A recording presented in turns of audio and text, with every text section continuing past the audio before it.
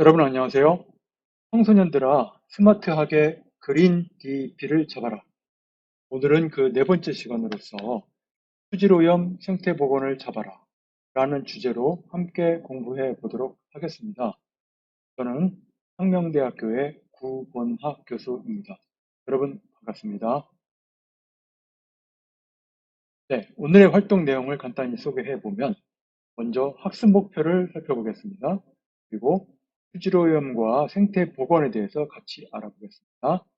그리고 수질환경연구원, 그리고 생태보건관리연구원에 대해서 함께 알아보도록 하겠습니다. 그리고 마지막으로 마무리로서 만족도 설문지를 작성하겠습니다. 이러한 순서로 같이 공부해 보도록 하겠습니다. 네, 학습 목표입니다. 방금 앞에서 비슷한 얘기를 했는데 첫째, 수질오염과 생태보건에 대해서 공부해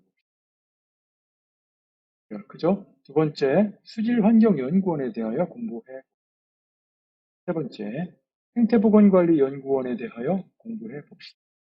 네, 이러한 학습 목표를 가지고 오늘 수업에 임하도록 하겠습니다. 자, 첫 번째입니다. 수질오염, 그리고 생태보건, 과연 무엇일까요? 수질오염이니까 먼저 물을 한번 알아보도록 하겠습니다. 여러분 혹시 세계 물의 날 기억하고 계신가요? 그렇죠. 3월 22일인데 이것이 만들어진 계기는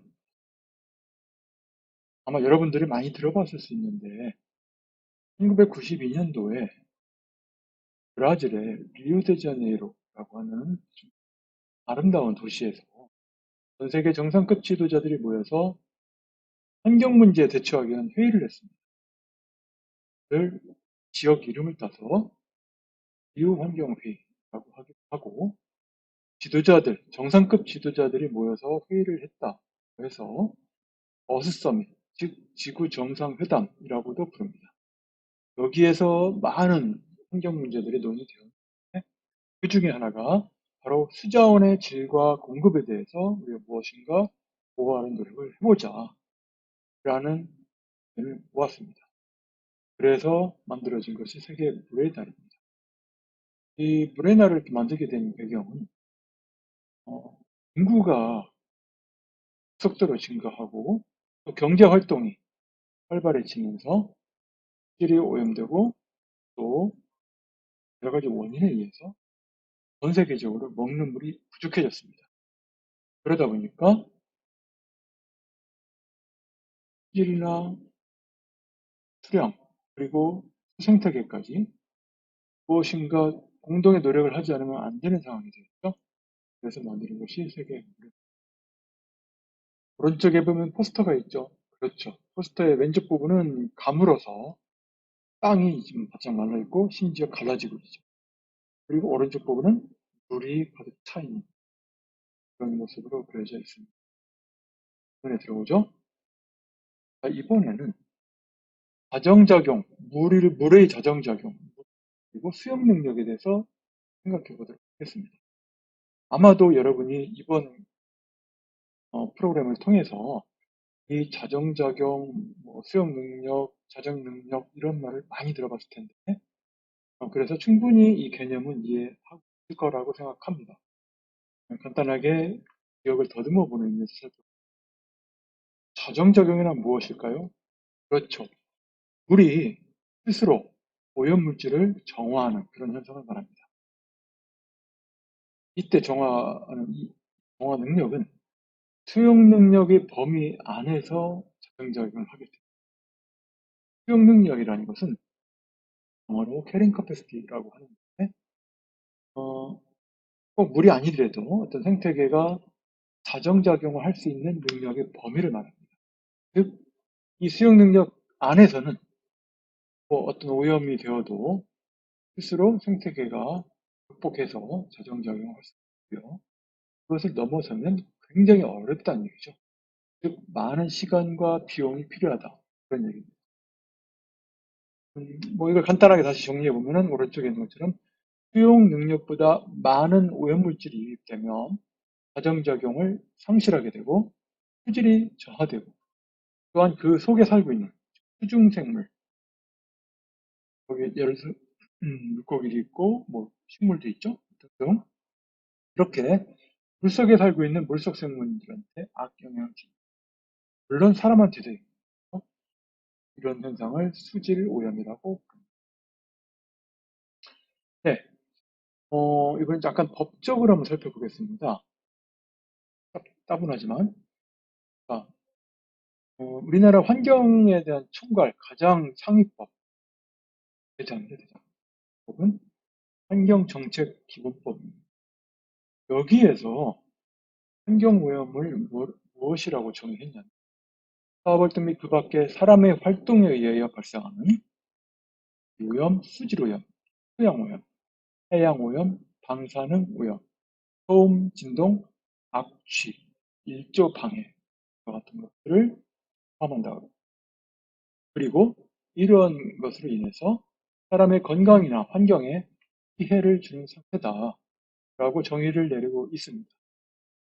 그리고 이와 유사한 용어로서 환경훼손이라는 용어가 있습니다. 이것은 방금 얘기했던 환경오염은 대기오염, 수질오염, 토양오염 등등이라고 했죠. 이런 것들은 사람의 일상생활, 뭐 산업활동 이런 것을 통해 나타납니다. 생활이라는 거죠. 환경훼손은 자연환경입니다. 산림, 생태계 이런 것들이죠. 그렇게 사람이 생활환경이 아닌 자연 상태, 자연 생태계에 관련된 것을 환경훼손이라고 합니다. 여러분 간단하게 생활환경은 환경오염, 자연환경은 환경훼손 이렇게 기억하면 그리고 환경용량이라는 용어가 있고요. 이것은 앞에서 우리가 얘기했던 수용용량입니다. 즉 일정한 지역에서 환경오염 또는 환경훼손에 대하여 환경이 스스로 수용, 정화 또는 복원하여 환경의 질을 유지할 수 있는 범위라고 정의를 하고 있습니다.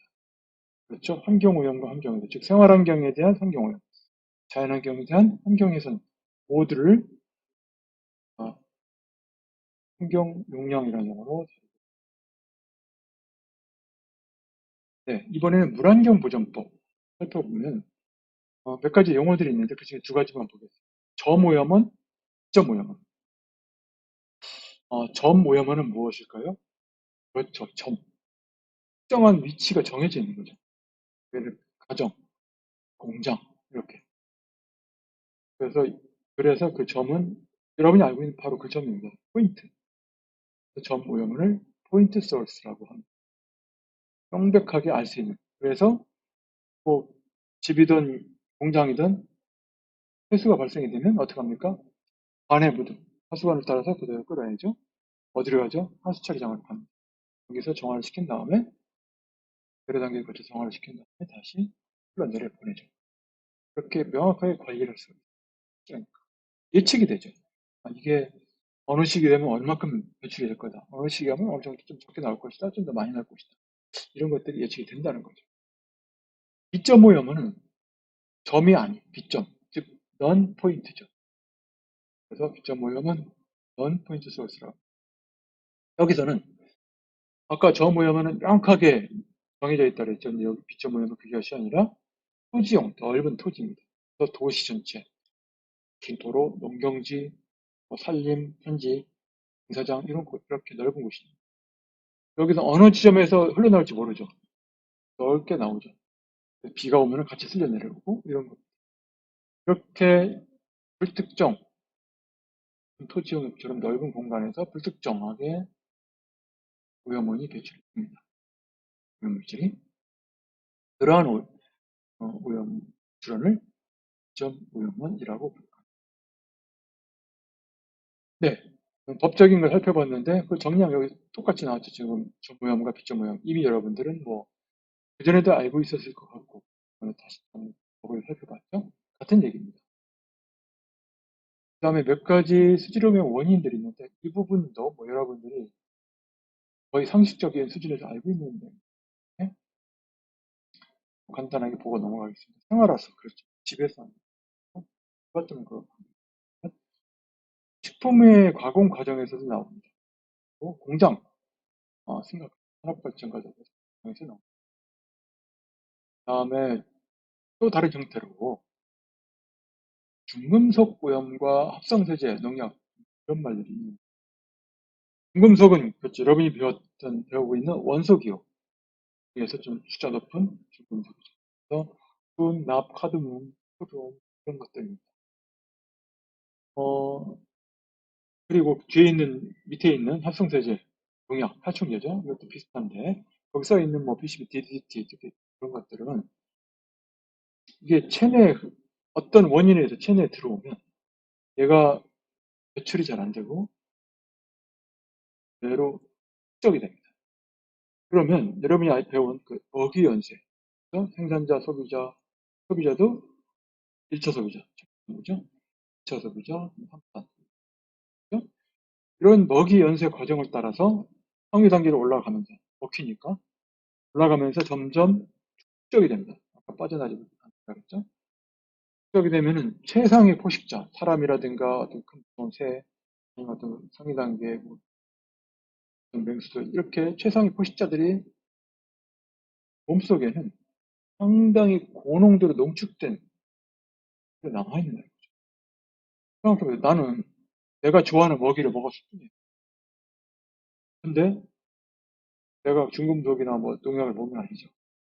내 몸속에는 그 성분들이 그것도 아주 고농도로 농축되어 쌓인 당연히 문제가 되겠죠.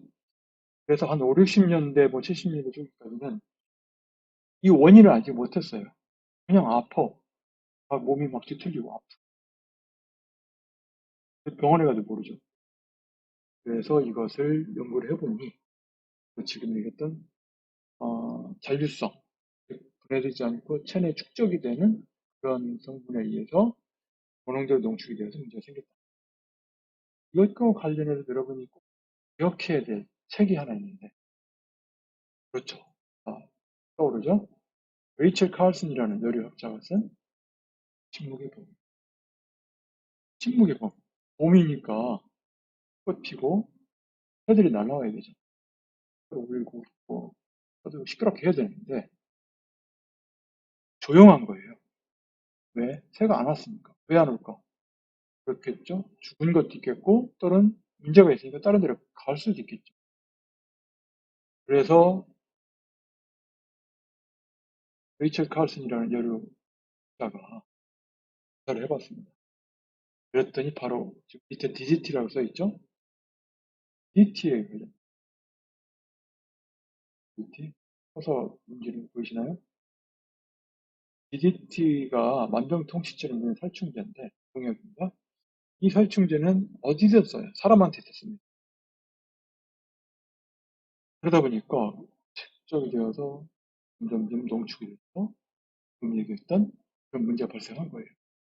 그래서 새가 너무 아파서 못 오고 마비돼서 못 오고 죽어서 못 오고 이거를 그 레이첼 카슨 여사가 조사를 해서 얇은 책으로 썼습니다.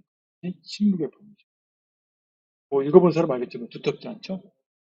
아마 이제 내용이 뭐 디스니까 옛날 60년대 뭐 그때쯤 나왔던 뭐 그런 용어들이 좀 있어서 약간 따분하긴 한데 의미가 있습니다. 전 세계를 충격에 빠뜨린 책이죠. 아마 여러분 읽어본 학생들은 뭐 이번 기회에 기억을 한번 더듬어 보시고 혹시 다른 책 읽느라고 아직 못 읽은 학생들은 구해서 읽어보시기 바랍니다. 자, 중간 퀴즈. 우리 스스로 오염물질을 정화할 수 있는 이유는 무엇일까요? 수용 능력 내에서 자정작용을 할 수 있겠죠? 두 번째 문제. 점 오염원과 빗점 오염원의 차이점, 분류 기준 무엇일까요? 이거는 뭐 스스로 한번 찾아보세요. 슬라이드 앞에 찾아보죠. 그래서 조금 여러분한테 이렇게 보여주려고 부분을 정리를 해서 옮깁니다.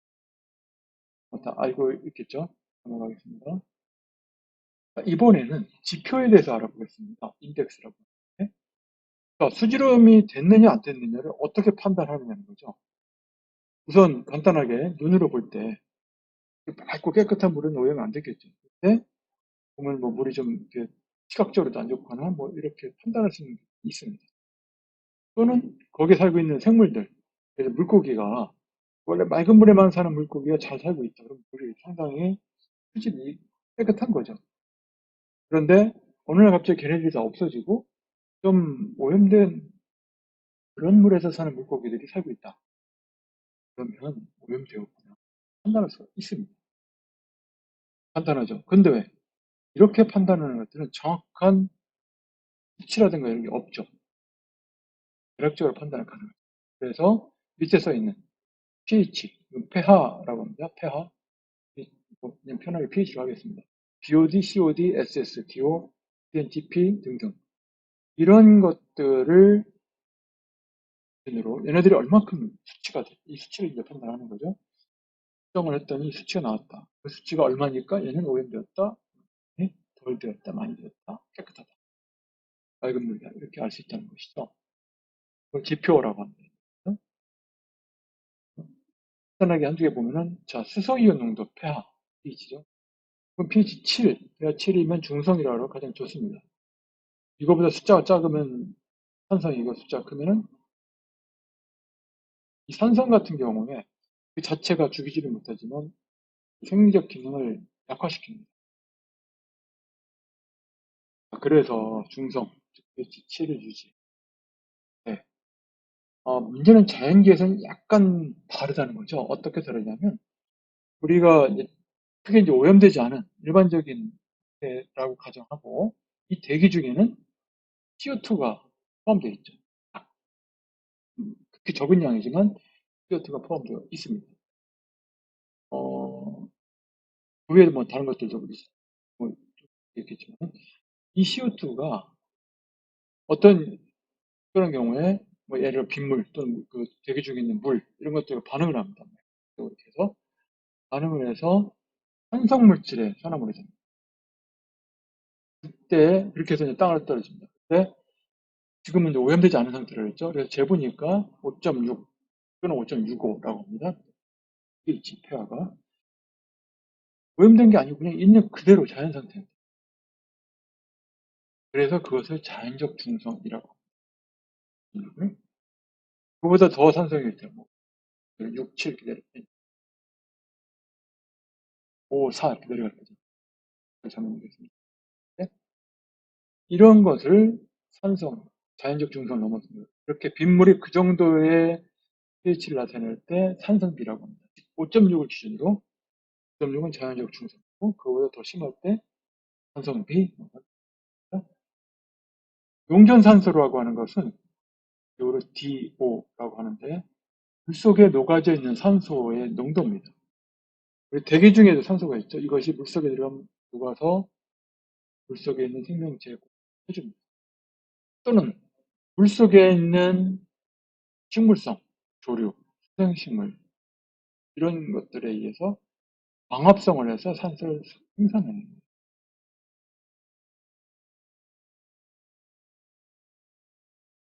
자, 그 다음에 부유물질, SS. 그는 이제 부유물질, 물에 떠다니는 그런 것들.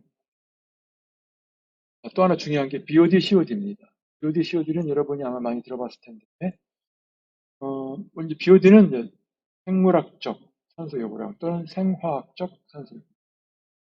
공식 명칭은 생물화학적. COD는 화학적 산소 여부. 자, 그러면 BOD는 미생물, 물속에 산소를 좋아하는 호기성 미생물이 물속에 있는 유기물질, 이게 다 오염원입니다.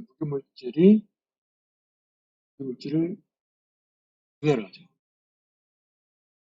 그러려면 산소가 소모가 됩니다. 즉, 산소를 좋아하는 미생물이 살아가면서 물속에 있는 유기물질을 이렇게 분해시키고, 그래서 소모를 하죠. 그런데 미생물이 작용을 하는 거잖아요. 그래서 이게 하루 동안 했던 양과 뭐 일주일 동안 하는 양과 또는 한 달 동안 하는 양이 다 그래죠. 좀 많아지겠죠. 그럼 기준이 뭡니까? 그래서 약속을 합니다. 어떻게? 5일간입니다. BOD는 미생물을 5일 동안 우리 이제 배양한다고 그러는데 5일 동안 배양을 해서 소모되는 산소량을 측정합니다. 이것이 BOD입니다. COD는 반면에 약품을 처리합니다. 산화제란 약품을 넣어서 뭐 그런 계열의 약품을 넣어서 화학적으로 산화시키는 데 필요한 산소량. 이건 약품을 넣어서 했기 때문에 시간이 뭐 며칠 걸리는 것이 아니라 한 2시간 정도면 됩니다. 참고로 이 하천 같은 데 물이 흘러가는 곳은 BOD, COD 다 가능합니다. 측정. 네? 호수, 연못처럼 물이 고여 있는 곳은 BOD를 다 측정하지 않고 COD만 측정합니다. 왜 그러냐면 아까 BOD는 뭐라 그랬습니까? 물속에 있는 뭐 조류라든가 이런 것들이 또는 수생식물들이 방합성을 해서 산소를 공급해 줍니다. BOD는 뭡니까? BOD는 산소 소모량을 측정하는 건데, 자, 연못이 하나 있어. 그 안에 이제 어느 정도인가 이제 BOD를 측정합니다. 5일 동안 배워가는 거죠. 근데 방합성을 산소 공급, 소모량을 측정했는데 공급이 같이 들어있다. 그래서 정확한 수치를 측정하기가 좀 어려운 부분이 있습니다. 그러다 보니까 고여있는 물은 COD를 총질소, 총인인데 이 질소, 여러분이 알고 있는 질소, 인 두 가지입니다. 그래서 분소기호로 NP입니다. 질소도 물속에 한 가지 형태가 아니라 몇 가지 형태로 존재합니다. 즉 무기성 질소, 네? 이 합친 총량입니다. 그래서 총질소라고 합니다. 인도 마찬가지죠. 인도 물속에 여러 가지 형태로 존재합니다. 그리고 입자성인, 유기성, 인산염까지. 그래서 이걸 전부 합친 것, 이것이 총인입니다. 총인 또는 이 뒤에 린자를 발음해서 총린이라고 합니다. NP 꼭 기억하세요. 중요합니다. 이 NP라든가 이런 오염물질이 많을 때 물이 부영양화가 된다. 이 부라는 것은 부자라는 얘기예요. 돈이 많다. 그런 뜻입니다. 한자가 뭐죠? 빈. 오염물질이 적은 것을 빈영양. 부영양, 영양물질이 많으니까 좋은 게 아니냐. 생산성이 높은 거 아니냐. 그렇죠. 일시월은 그럴 수 있습니다. 그런데 결국은 많은 유기물질이 들어왔기 때문에 산소 소모량이 많아지고 수질이 악화되고 우리가 봄, 여름 이렇게 해서 기온이 막 수온이 올라갈 때 호수 같은데 녹색으로 쫙 덮어버리죠. 녹조. 그렇죠. 이 부영양화되는 호수는 영양물질이 많기 때문에 그 영양물질을 먹기 위해서 녹조류 같은 조류들의 활동이 활발해지고 그래서 수면을 가득 덮게 됩니다. 반면에 빈영양 이런 거라 그랬습니까? 빈영양은 오염물질이 적은 즉 먹을 게 없는 거예요. 그러다 보니까 좀 맑고 깨끗합니다. 그래서 부영양화가 진행이 되면 그 속에 있는 용존산소가 심각하게 없어지고 기후, 용변산소, 즉 기호값이 떨어지는 거죠.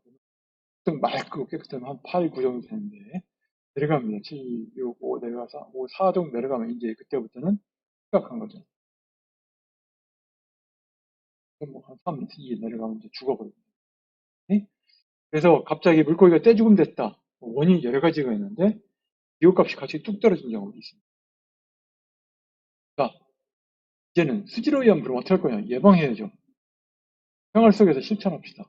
몇 가지 써 있는데 다 여러분 하고 있죠 이미.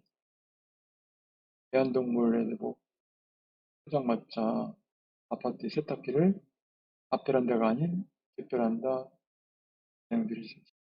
이 앞베란다는 이게 배수관이 식물로 직접 연결됩니다. 그래서 다용도실 쪽 가는 거죠. 그래서 마찬가지로 공무원 우리 집 앞에 이런 거 깨끗이 하고 뭐 음식물 정도 이런 것들이 다 여러분들이 하고 있죠. 그 마지막 거 세차는 여러분이 부모님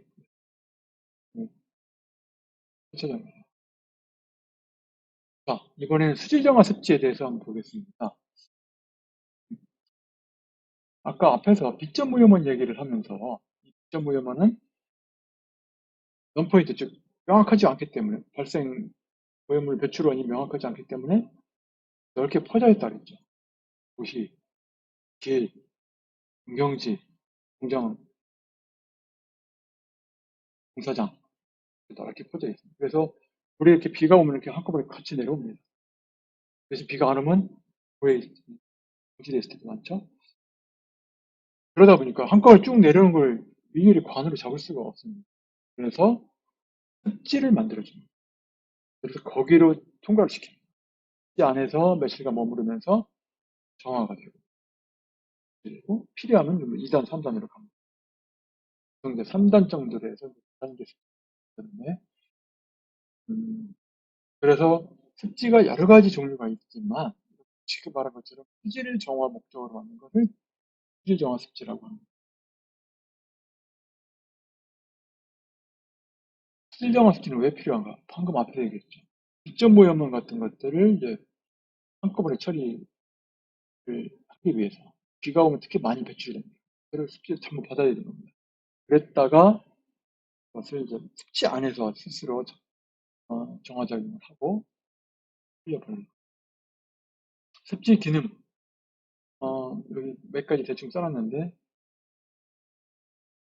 사람들한테 또는 자연 생태계한테 굉장히 유용한 기능을 합니다. 다 알고 있는 상식적으로 알고 있는 내용들인데 거의 오염을 깨끗하게 한다. 그래서 홍수를 일시적으로 저장한다. 기후변화를 완화시킨다. 많은 생물들이 살고 있다. 그런 여러분처럼 이제 학생들이 거기서 체험학습 프로그램을 하고 뭐 관찰도 하고 체험학습, 자연학습 또는 지역 주민들이 와서 때로는 야생동물 관찰도 하면서 여가, 레크레이션, 휴식 같은 그런 곳입니다. 이게 중요하죠. 자세한 거는 제가 쓴 습지생태학 보면 되는데 그게 너무 따분해요. 그래서 혹시 관심 있는 학생 다양하게 나와 있으니까 습지와 관련돼서 람사르 협약이라는 것이 있습니다. 들어본 학생들 많이 있을 텐데 이 람사르 협약은 습지를 보호하기 위한 협약입니다. 당연한 말인가요? 그런데 사실은 출발할 때는 그게 아니라 물새를 보호하자라고 출발했습니다.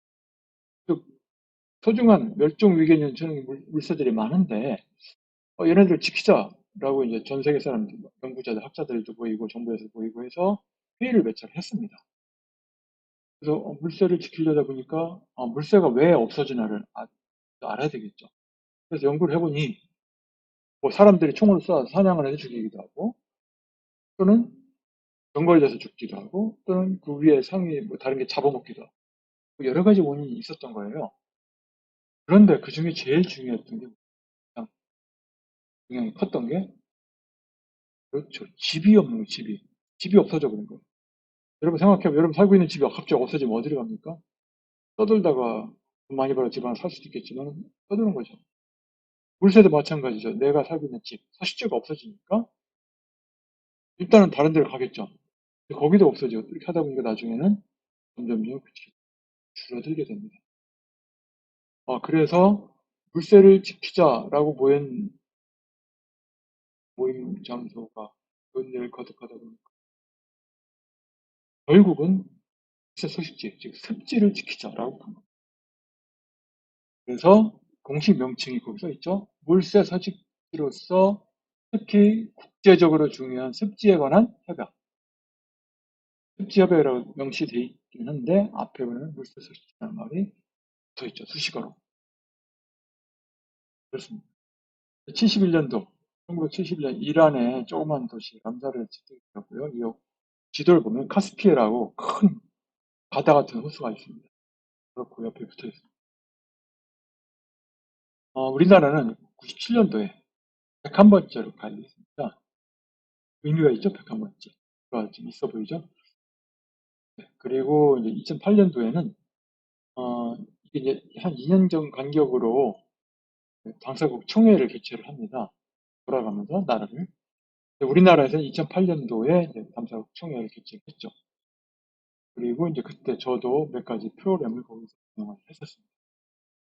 그리고 이제 람사르 협약에 의해서 중요한 습지들은 람사르 습지로 등록을 하게 돼 있는데 우리나라는 23개가 등록됐고 또 이제 우리나라 국내의 제도에 의해서 43개가 습지 보호지역으로 지금 그래서 람사르 협약에서는 습지 보존하기 위한 여러 가지 노력을 지금 하고 있고요. 네.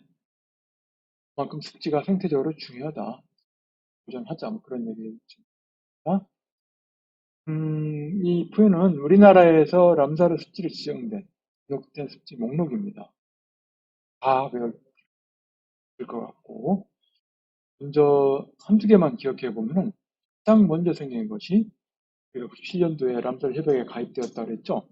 그때 이제 같이 한 것이 대한산 용릉입니다. 바로 그 휴전선 비무장지대 바로 밑에 있습니다. 인제, 양구 있죠. 산 높은 산 꼭대기 거의 정상부에 있는 산습지. 그리고 이듬해 가장 유명한 창녕에 있는 우포늪이 두 번째로 지정되었습니다. 네, 그 외에 쭉 됐다가 총 3개가 지금 되어 있는 상태고요. 자, 이번에는 같은 습지인데 방금 얘기했던 람사르 습지, 뭐 습지 고지역 이런 것들은 굉장히 크고 중요한 습지입니다. 그래서 누가 봐도 중요하다고 생각하고 나라에서 또는 국제적으로 또는 각 지역에서 사는 사람들이 이게 보호해야 된다 이렇게 얘기를 합니다. 그런데 사실은 우리 주변을 살펴보면 정말 우리 주변에 작은 습지들이 많죠. 방주, 뭐 조그만 소류지, 둔뻥, 뭐 연못, 택지 많습니다. 이거를 이제 통틀어서 마을 습지라고 하는데 이건 생태적으로도 중요하지만 그는 마을 사람들의 생활에 담겨져 있습니다. 그리고 역사와 문화도 담겨 있습니다. 그래서 굉장히 중요하죠. 그래서 이 마을 습지는 여러분이 공부하고 있는 이 프로그램을 총괄하고 있는 박력 교수님이 굉장히 많은 연구 성과를 쌓았습니다. 그래서 정의부터 시작해서 충청남도 같은 경우는 방금 다 조사해서 목록 인벤토리라고 하는데 목록고 어떻게 또 보존할 것인가 연구를 계속하고 있습니다. 지금 이 화면에 보이는 사진 몇 개가 있는데 이것이 이제 마을 습지 몇 개를 골라놓은 건데 충남도에 있는 마을 습지 중에서 1000개가 지금 연구가 되었죠. 자, 이번에 학교 쪽으로 한번 가보겠습니다. 사례를 잠깐 보면은 미국의 메릴랜드 주에 있는 고등학교입니다. 그림에서 보는 것처럼 도로 주차장 한가운데 도로를 처리할 수 있는 습지를 만들었고요. 또 교정 한쪽에 약간 큰 습지를 만들어서 빗물도 처리하고 오염도 저감하고 등등. 이건 지금 보는 화면은 이제 충남 천안 공주대학교 천안 캠퍼스에도 가게 습지가 적용되고요. 지금 보는 거는 나사렛 대학교 교수님이 환경부에서 많은 예산을 받아서 만든 겁니다. 상당히 의미가 있는 거죠. 여기 보면은 그림들 그 설명도 있는 것처럼 이게 3단계로 구성이 되어 있고 이거는 빗물을 받아서 빗물을 옥상에 있는 빗물 같은 거 다 받아서 땅 속에 저장해 놓습니다. 빗물 땅 속에 들어가는 걸 침투하라고 절유를 해서 이 연못으로 끌어들입니다. 그래서 그거를 밑에 다시 순환시키고 그 보도블록을 수성으로 해서 보도블록에 떨어진 물을 그래서 땅 속으로 집어넣으면 거기에 물탱크가 있습니다. 거기에다 저장했다가 연못으로 흘려보냅니다. 자, 이 그림에 보는 것처럼 우리 집 수돗물 과연 안심하고 먹을 수 있을까요? 검사해보고 싶죠. 수돗물이 그냥 깨끗합니다. 그런데 이게 수돗물이 가정으로 옮겨오는 과정에서 간이 낡았거나 등등 해서 조금 그런 부분이 가끔 생기는데 물 자체, 원수 자체는 수돗물이 가장 깨끗하고 안전합니다. 어쨌든 가정에 있는 물을 한번 조사를 해보고 싶으면 지금 여기 나와 있죠. 홈페이지 주소. 여기로 안내를. 내가 생각하는 수질오염 대응 방안은 뭐? 생각해 보십시오. 수질관리연구원은 그렇죠. 하천, 저수지 같은 즉 물에 이 물이 환경 기준에 적합하냐 또는 어떤 목적이 맞느냐 이런 것들을 측정하고 또 혹시 안 맞으면 수질을 개선하기 위한 것들을 하게 되죠. 그래서 정리해 보면 화면에 보시는 것과 같습니다. 여러분들 한번 쭉 읽어보시고요. 네, 그렇다면 어떤 능력, 어떤 자질이 필요할까? 뭐 여기 있는 것처럼 기본적으로 어떤 논리적인, 창의적인 사고 능력, 분석력 이런 것들이 필요하고 소명감도 좀 있어야 되고요. 이번에는 생태보건 기술자에 대해서 한번 이 동영상을 보도록 하겠습니다.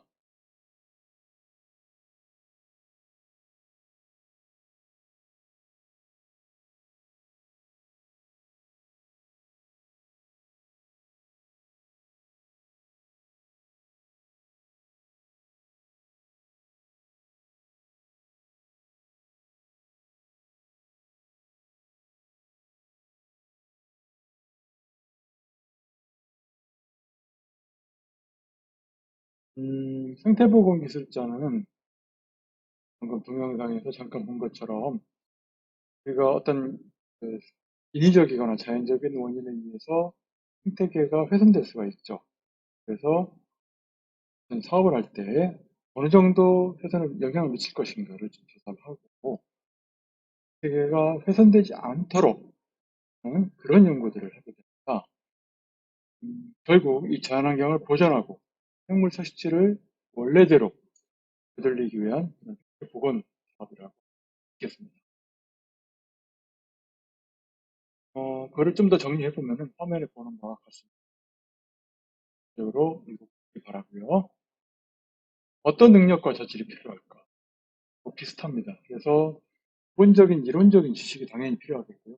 환경생태학, 정권생태학, 환경계획 등등이고, 그 다음에 특히 이 자연계뿐 아니라 어떤 문화적인, 지역적인, 인문적인 소양 이런 것까지 즉 융복합, 통섭의 자세가 필요하고요. 또 예리하게 분석하고 그것을 적용할 수 있는 가능성, 창의력 이런 것들도 같이 됩니다. 네, 이렇게 간단하게 좀 같이 해봤는데요. 이제는 그 첨부되어 있는 설문지를 다운받아서 좀 꼼꼼하게 읽어보고 작성해 주시기 바랍니다. 여러분이 생각한 걸 그대로 적으면 네, 마무리하겠습니다. 지구를 지키는 가장 쉬운 일 무엇일까요? 그렇죠. 수질오염을 방지 그리고 생태계를 복원 것입니다.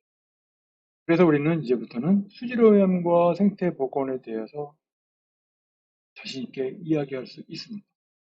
그리고 수질환경연구원 그리고 생태보건관리연구원에 대해서도 이야기할 수 되었습니다.